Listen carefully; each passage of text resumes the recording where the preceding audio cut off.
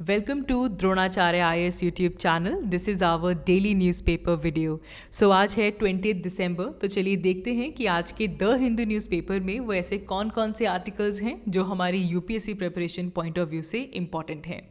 आज हम सबसे पहले बात करेंगे एमपीज़ की सस्पेंशन के बारे में, बिकॉज जो हमारा प्रेजेंट सेशन चल रहा है पार्लियामेंट में, इसमें कुल 141 एमपीज़ को सस्पेंड किया गया है. तो क्या हैं वो रूल्स जिनके थ्रू एमपीज़ की सस्पेंशन होती है, कितनी टर्म के लिए सस्पेंशन हो सकती है, ये सारी ब्रीफिंग्स हम यहाँ पे कवर करेंगे. And then we will talk about Houthis. तो रिसेंटली येमेन में जो हूथी रेबल्स हैं, ये रेड सी वाला जो एरिया है वहाँ पे मैरीटाइम सिक्योरिटी थ्रेट्स को काफ़ी इंक्रीज़ कर चुके हैं, क्योंकि to show their solidarity with Gaza उन्होंने काफ़ी कमर्शियल शिप्स के ऊपर अटैक किए हैं, जिससे कि इस पर्टिकुलर सी रूट की जो मैरीटाइम सिक्योरिटी है उस पर एक बहुत बड़ा थ्रेट आ चुका है, जिसके चलते यूएस ने एक मल्टीनेशनल ऑपरेशन लॉन्च किया है अगेंस्ट द हूथी रेबल्स. देखेंगे वो कौन कौन से कंट्रीज़ हैं, और साथ ही में इस थ्रेट को लेकर, ये जो रेड सी रीजन के अंदर ये जो मैरीटाइम थ्रेट बढ़ा है, इंडिया और इजराइल के प्राइम मिनिस्टर्स के बीच में भी डिस्कशंस हुई हैं. क्या मेजर आउटकम निकला है डिस्कशन का, उसकी बात भी करेंगे. और इसी के साथ साथ आज के हमारे पेपर में नॉन कम्युनिकेबल डिजीज़ के बर्डन को रिड्यूस करने के लिए, high blood pressure, obesity, diabetes, ऐसी डिजीज़ को रिड्यूस करने के लिए एक आइडिया सजेस्ट किया गया है. दैट इज़ कि जो हमारे HFSS फूड होते हैं, high fat, sugar and salt foods, इनके ऊपर टैक्स लगाया जाए ताकि इनकी कंजम्पशन कम हो सके. एंड ऑन कॉन्ट्रेरी जो हेल्दी फूड हैं, जिनकी न्यूट्रिशनल वैल्यू ज़्यादा है, उनके ऊपर ज़ीरो टैक्स लगाया जाए ताकि वो प्रमोट हो. तो क्या है ये आइडिया, क्यों हम इसकी बात कर रहे हैं, इसे भी हम डिटेल में इस वीडियो में फॉलो करेंगे. So let's begin with it. तो चलिए शुरुआत करते हैं. आज का हमारा पहला news article suspension of MP से रिलेटेड है. एज वी ऑल नो कि हमारे पार्लियामेंट का विंटर सेशन चल रहा है, और इस सेशन के दौरान चाहे राज्यसभा हो चाहे लोकसभा हो, इन दोनों ही हाउसेस में से बहुत सारे एमपीज़ को सस्पेंड किया गया. और यहाँ पे लेटेस्ट अपडेट ये है कि अब रिसेंटली 49 और एमपीज़ लोकसभा से सस्पेंड किए गए. तो अगर हम इस पर्टिकुलर सेशन की बात करें, दोनों ही हाउसेस को मिला लें, लोकसभा और राज्यसभा को मिला लें, तो टोटल एमपीज़ के इस सेशन में सस्पेंशन जो हुई है दैट इज़ 141. ठीक है, लोकसभा और राज्यसभा को मिलाकर total 141 MPs were suspended from the parliament in this particular session. तो आप देख सकते हैं कितने बड़े नंबर में एमपीज़ की सस्पेंशन यहाँ पे हुई है. ठीक है, तो इसीलिए हमारे लिए सस्पेंशन ऑफ एमपीज़ का जो टॉपिक है वो इम्पॉर्टेंट हो जाता है. अब हमारे पेपर पर्सपेक्टिव से हमें कौन कौन सी चीज़ें फॉलो करनी है. सबसे पहले हमें पता होना चाहिए कि कौन कौन से ऐसे रूल्स हैं जो कि अप्लाई होते हैं when it comes to suspension of MPs. Lok Sabha में कौन से रूल्स हैं, राज्यसभा में कौन से रूल्स हैं, उनको हम ब्रीफली डिस्कस करेंगे. And then we will see कि सस्पेंशन की टर्म कितनी हो सकती है, मैक्सिमम टू मैक्सिमम. अगर सस्पेंड किसी को किया गया है तो वो कितनी देर के लिए सस्पेंड होता है. तो कुछ ऐसी brief details suspension of MPs से रिलेटेड वो हम यहाँ पे डिस्कस करेंगे. तो सबसे पहले हम रूल्स देखते हैं. नाउ रूल्स लोकसभा और राज्यसभा के लिए अलग अलग हैं. ठीक है, नाउ यहाँ पे एक इम्पॉर्टेंट चीज़ जो हमने नोट करनी है वो ये है कि एमपीज़ की सस्पेंशन के जो रूल्स हैं ये हमारे कॉन्स्टिट्यूशन में मेंशन नहीं है. रादर ये जो रूल्स हैं ये हमारे rules of procedure and conduct of business जो है लोकसभा का, लोकसभा के रूल्स वहाँ पे दिए गए हैं, और राज्यसभा के लिए रूल बुक ऑफ राज्यसभा जो है उसके अंदर रूल्स दिए गए हैं. ठीक है, तो कॉन्स्टिट्यूशन में एज सच रूल्स नहीं दिए गए हैं. ये रूल्स हमारी जो रूल ऑफ प्रोसीजर और कंडक्ट ऑफ बिजनेस के लिए जो रूल्स बनाए गए हैं वहाँ पे मेंशन्ड है, पहली बात. और ये दोनों ही रूल्स लोकसभा के लिए अलग हैं, राज्यसभा के लिए अलग हैं. ठीक है, आपको रूल नंबर क्लियरली पता होना चाहिए. सबसे पहले अगर हम बात करें हमारे लोकसभा की, तो पहला रूल आता है रूल नंबर 373.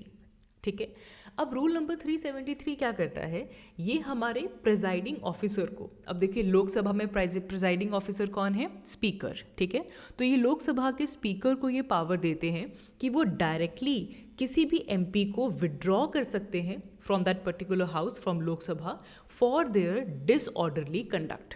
ठीक है। अगर स्पीकर के मुताबिक किसी भी एमपी का जो कंडक्ट है, जो बिहेवियर है, वो लोकसभा के अंदर डिसऑर्डरली है, तो ऐसे केस में स्पीकर डायरेक्टली एमपी को विड्रॉ कर सकते हैं फ्रॉम दैट पर्टिकुलर हाउस, ठीक है।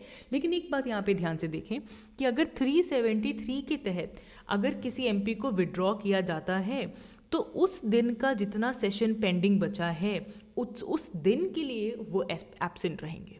समझ आ रही है? तो सेशन जो होता है होती हैं। सपोज ये एक पर्टिकुलर दिन था जहाँ पे एक एमपी को बोला गया कि भाई आप विड्रॉ हो जाइए, हाउस से आपका जो कंडक्ट है वो डिसऑर्डरली है। तो वो जो एमपी है अंडर रूल नंबर 373 उस दिन की प्रोसीडिंग, जो रेस्ट ऑफ द प्रोसीडिंग बची है, उसमें प्रेजेंट नहीं होंगे, लेकिन उसके बाद का जो बाकी का सेशन है उसमें उनको अलाउ किया जाएगा। तो 373 में उस पर्टिकुलर डे की बात हो रही है, for the remainder sitting of that particular day, ठीक है। अब अगर इससे भी ज़्यादा कोई और ऐसा केस है और अनकॉपरेटिव बिहेवियर है और सिवियर केस है, तो तब हमारे पास आता है रूल 374 एंड रूल 374A, ठीक है। ये और सीरियस नेचर के बिहेवियर को एड्रेस करने के लिए है, ठीक है। सबसे पहले अगर हम बात करें रूल नंबर 374 की, तो यहाँ पे प्रिजाइडिंग ऑफिसर को, मतलब लोकसभा में स्पीकर को ये पावर दी जाती है कि वो उस पर्टिकुलर एमपी का नाम मेंशन करें जो कि कंटिन्यूसली हाउस के अंदर डिसरप्शन कर रहे हैं। आफ्टर रिपीटेड वार्निंग उस लेजिस्लेटर का नाम लें, उनको वार्निंग दें, एंड इवन इसके बाद भी अगर वो अपना बिहेवियर नहीं सुधारते, after that the house will move a motion to suspend that particular MP, ठीक है। तो 373 में क्या हुआ था, स्पीकर ने सीधा बोल दिया कि आप विड्रॉ हो जाइए और उस दिन के लिए वो नहीं बैठेंगे। लेकिन 374 में अब थोड़ा सीरियस हो गया, तो ऐसे केस में क्या होगा कि यहाँ पे हाउस जो है वो एक मोशन मूव करेगा जिसके थ्रू जो एमपी है उसे सस्पेंड किया जाएगा। लेकिन ऐसे केस में सस्पेंशन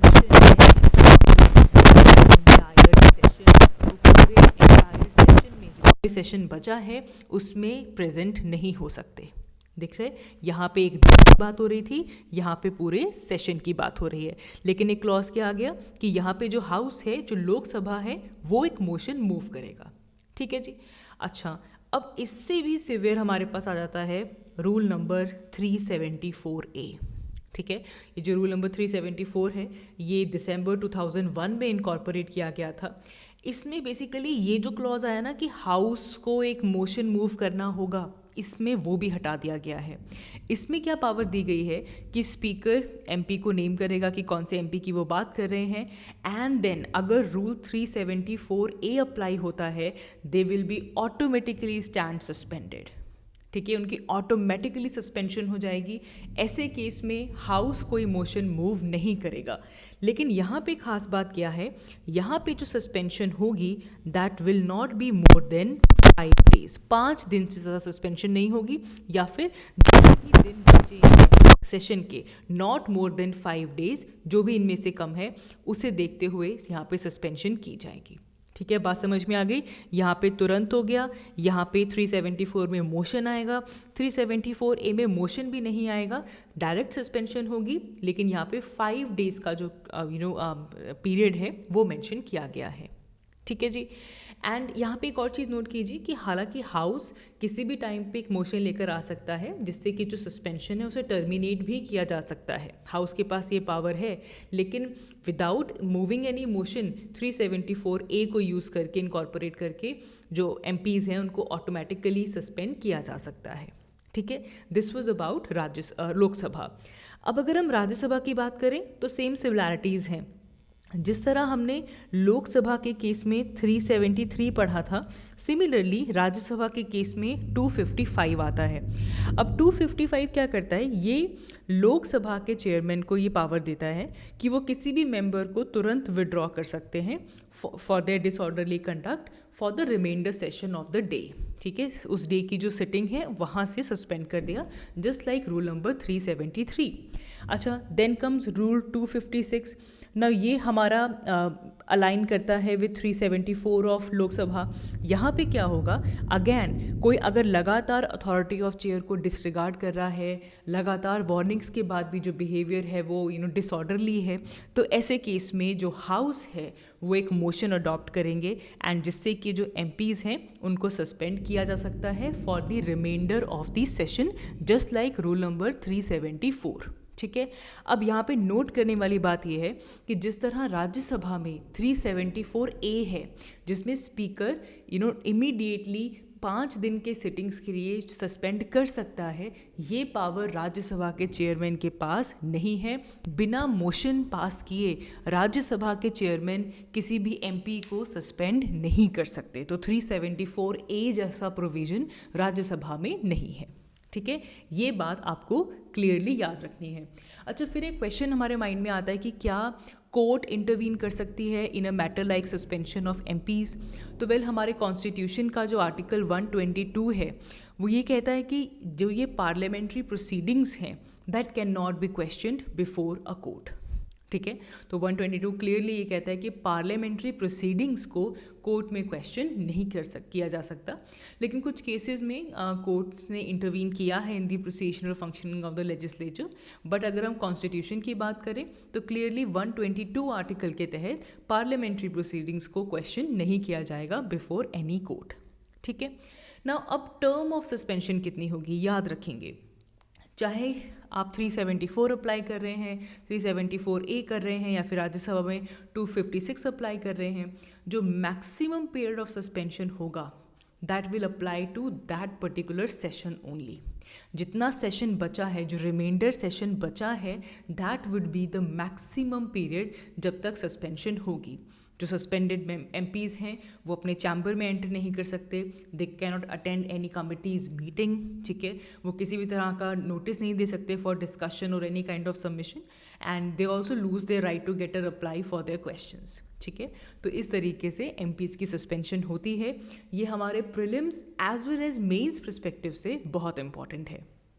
आगे बढ़ते हैं, हमारा अगला news article international relations perspective से इम्पॉर्टेंट है। वेल, यहाँ पे हम बात करने वाले हैं येमेन के हूथी रेबल्स के बारे में। ठीक है, नाउ बेसिकली हमें इसका बैकग्राउंड समझना होगा। आप अगर वेस्ट एशिया देखें, यहाँ पे वेस्ट एशिया का मैप है, येमेन का ये जो नदरन एरिया है, दिस पर्टिकुलर रीजन, यहाँ पे जो कंट्रोल है that is of Houthi rebels. ठीक है, हूथी रेबल्स का यहाँ पे कंट्रोल है। Basically Houthi rebels are Shia Houthi rebels. ठीक है, ये येमेन का नदरन पार्ट क्लेम करते हैं। Even they control the capital Sana of Yemen. ठीक है, एंड इसका अगर हम बैकग्राउंड देखें तो बहुत पहले यहाँ पे हूथी मूवमेंट्स से शुरुआत हुई थी इस पर्टिकुलर ग्रुप की, एंड यहाँ पे बिलीविंग यूथ करके एक मूवमेंट शुरू हुआ था, एंड वहाँ से ये जो पूरा का पूरा हूथी रेबल जो ग्रुप है इसकी फॉर्मेशन हुई है। तो बेसिकली आपने याद रखना है कि दैट दे आर शियाज। ठीक है, अच्छा, अब प्रॉब्लम क्या है? प्रॉब्लम ये है कि यहाँ पे येमेन में जो हूथी रेबल्स हैं इन्होंने क्या किया कि जो commercial ships gulf of Aiden को क्रॉस करके रेड सी के थ्रू सुएज कनाल से होते हुए जो इस तरीके का जो सी रूट फॉलो करते हैं, which is the one of the busiest sea route, वहाँ पे इन्होंने कुछ कमर्शियल शिप्स के ऊपर अटैक किया।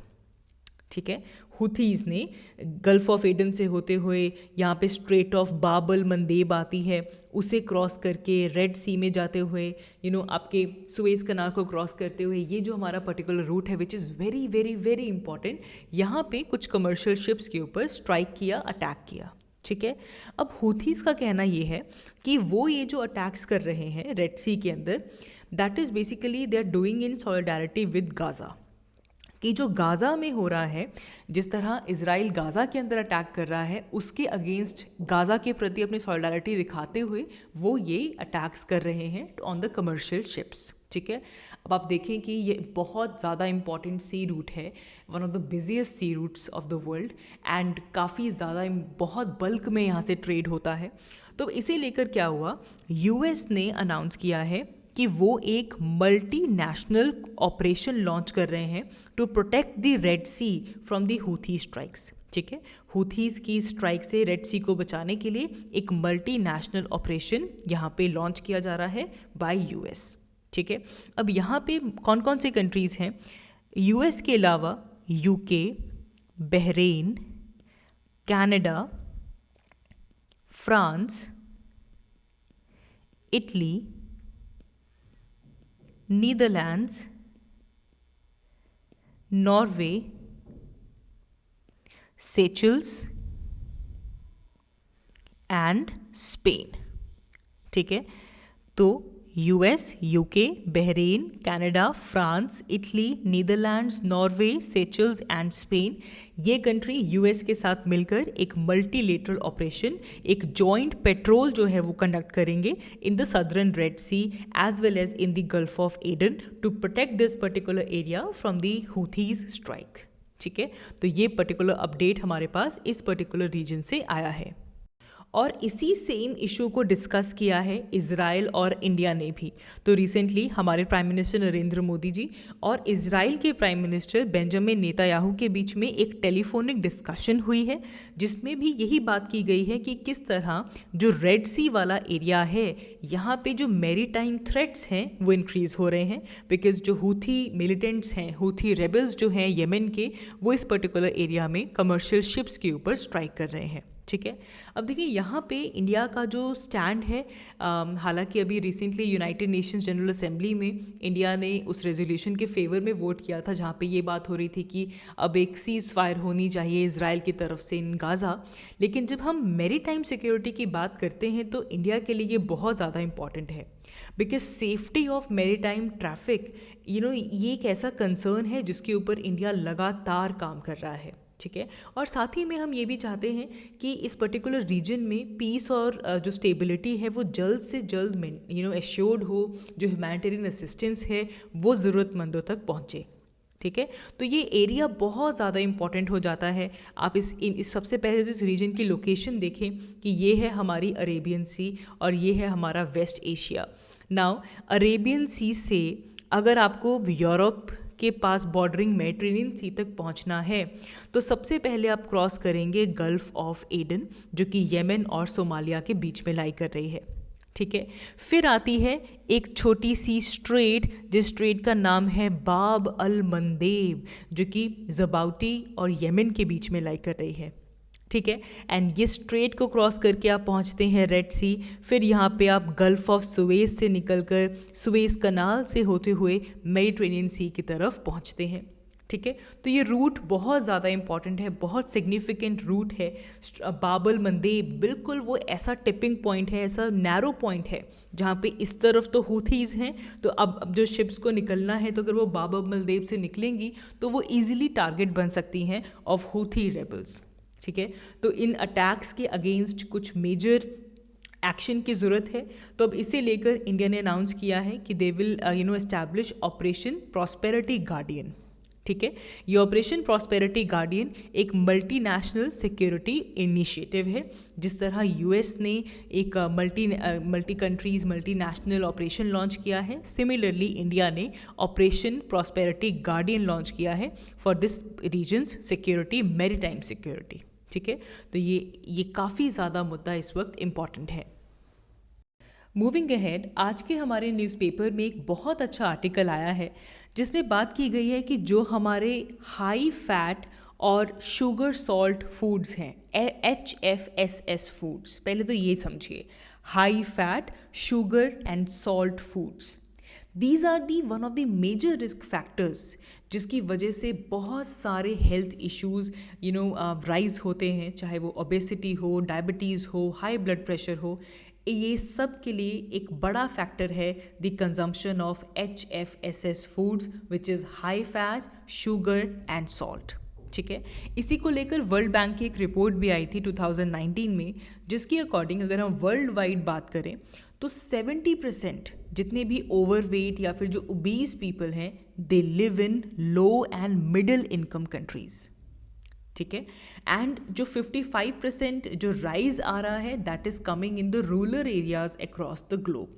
तो इससे क्या हुआ, पहले एक ना परसेप्शन बनी हुई थी कि बीइंग ओवरवेट या फिर ओबेसिटी ये सिर्फ और सिर्फ हाई इनकम कंट्रीज़ या फिर अर्बन एरियाज़ की प्रॉब्लम है।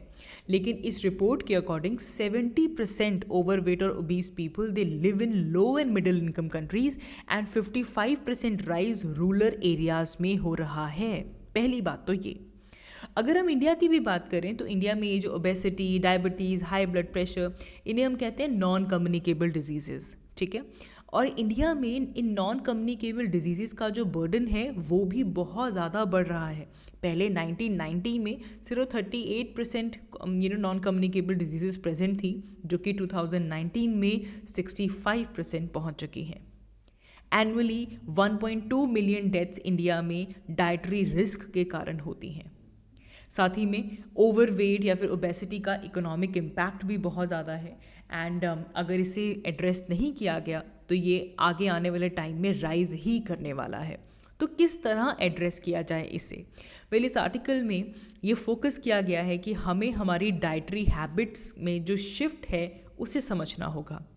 अब क्या हो रहा है, 2011 से अगर हम 2021 की बात करें तो ये जो हमारी डिकेड है इसमें अल्ट्रा प्रोसेस्ड फूड की जो कंजम्पशन है वो बहुत ज़्यादा इंक्रीज़ हुई है। 13.4% का राइज एनुअल ग्रोथ रेट देखने के लिए मिली है in the consumption of ultra processed food, ठीक है। और वैसे भी अगर हम इंडिया की बात करें तो India is the largest producer and consumer of sugar in 2022। और साथ ही में हमारी जो HFSS फूड्स हैं, high fat sugar salt foods, इनकी कंजम्पशन भी बहुत ज़्यादा इंक्रीज़ हुई है। 50 to 60% जो शुगर सॉल्ट और फैट है इंडिया में that was consumed by the processed food industry, ठीक है। यहीं पे स्नैक्स और सॉफ्ट ड्रिंक्स की जो सेल है ये भी पिछली डिकेड में 3 गुना ट्रिपल्ड अप हुई है। तो इसीलिए यहाँ पे ये इंपॉर्टेंट चीज़ रेज की गई है कि अगर हम इन नॉन कम्युनिकेबल डिजीज़ेज़ में राइज देख रहे हैं तो उसका एक मेन बड़ा रीज़न है कि हमारी डाइटरी हैबिट्स में बहुत बड़ा शिफ्ट आया है, ठीक है। अब यहाँ पे बात की गई है कि ये जो ग्लोबल एक ट्रेंड चल रहा है दैट इज़ कि हम फिस्कल मेजर को यूज़ करके ओबेसिटी से लड़े। कैसे? हम टैक्सेशन को अप्लाई करें, जैसे कि जो शुगर और स्वीटेंड बेवरेजेस हैं उनके ऊपर ज़्यादा टैक्स लगाएं ताकि उसकी जो कंजम्पशन है वो डिक्रीज़ हो। एंड ये वैसे भी बहुत ज़्यादा कॉमन है, बहुत से ऐसे कंट्रीज़ हैं जो कि शुगर स्वीटेंड जो बेवरेजेस होते हैं उनके ऊपर टैक्स लगाते हैं। लेकिन साथ ही में ये जो HFSS फूड्स हैं, high fat and sugar salt foods, इनके ऊपर भी टैक्स लगाना बहुत ज़्यादा ज़रूरी है। यहाँ पे मेन आइडिया ये है कि इस तरह के टैक्सेस से एक हम टारगेटेड और एक इफ़ेक्टिव मीन्स से ये जो कंजम्पशन हो रही है ऑफ HFSS फूड्स उन्हें रिड्यूस कर पाएंगे, जिससे कि जो सोसाइटल बर्डन है, अब देखिए जब बीमारियाँ बढ़ती हैं तो इससे हेल्थ केयर एक्सपेंडिचर इंक्रीज़ होता है, जिससे कि सोसाइटी के ऊपर बर्डन पड़ता है। जो हमारे पब्लिक फाइनेंसेस हैं वो इसके ऊपर यूज़ होते हैं। इस तरह के फूड के ऊपर टैक्स लगाने को हमें फिस्कल पॉलिसी नहीं समझनी चाहिए, रादर कि एक पब्लिक हेल्थ इम्पेरेटिव समझना चाहिए, क्योंकि इस तरह के टैक्सेस लगाने से जो इस तरह की जो high fat sugar salt foods हैं इनकी कंजम्पशन में डिक्लाइन आएगा और ये जो नॉन कम्युनिकेबल डिजीज़ेज़ हैं इनमें भी एक रिडक्शन हमें देखने के लिए मिलेगी। अच्छा, जो हेल्दियर फूड है उनके ऊपर ज़ीरो टैक्स होना चाहिए ताकि लोग हेल्दी फूड अपनाएं और ये जो high salt sugar high fat foods हैं इनको कंज्यूम ना करें। So that is the idea of this particular article. बहुत अच्छा आर्टिकल है, please do read about it. So that is all for this video. आज की इस वीडियो के लिए इतना ही। Thank you so much for watching. I will see you all in my next one. Thank you.